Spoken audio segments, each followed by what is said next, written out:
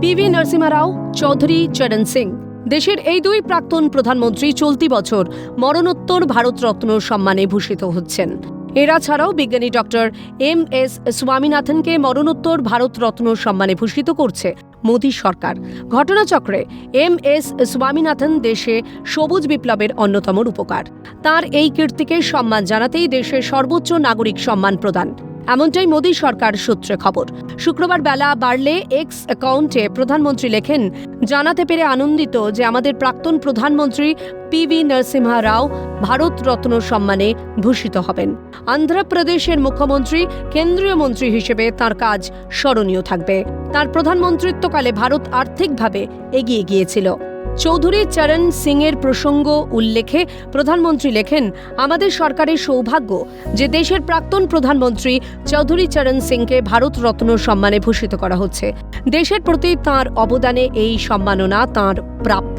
উনি কৃষক কল্যাণে পুরো জীবন সমর্পিত করেছিলেন। পাশাপাশি প্রধানমন্ত্রী লেখেন, ডক্টর এম.এস. স্বামীনাথনকে ভারতরত্ন সম্মানে ভূষিত করছে ভারত সরকার।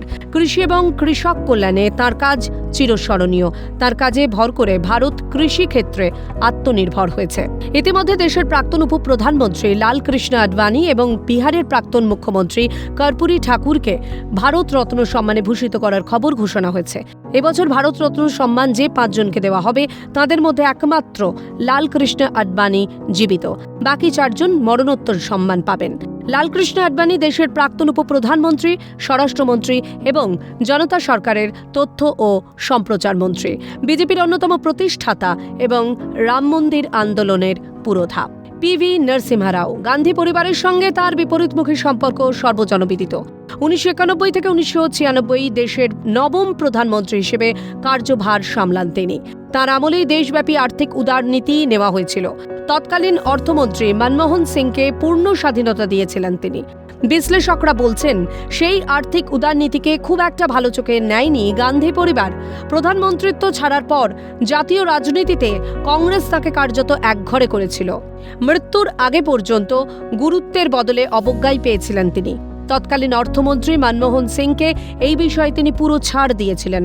ভারতীয় অর্থনীতির রূপান্তরের গুরুত্বপূর্ণ ক্ষণ নরসিমহা রাও সরকারের 5 বছর। কর্পূরী ঠাকুর অবিভক্ত বিহারের দুইবারের প্রাক্তন মুখ্যমন্ত্রী তিনি। ভারতীয় ক্রান্তি দলের সদস্য হিসেবে তিনি বিহারের মানুষের কল্যাণে কাজ করেছিলেন।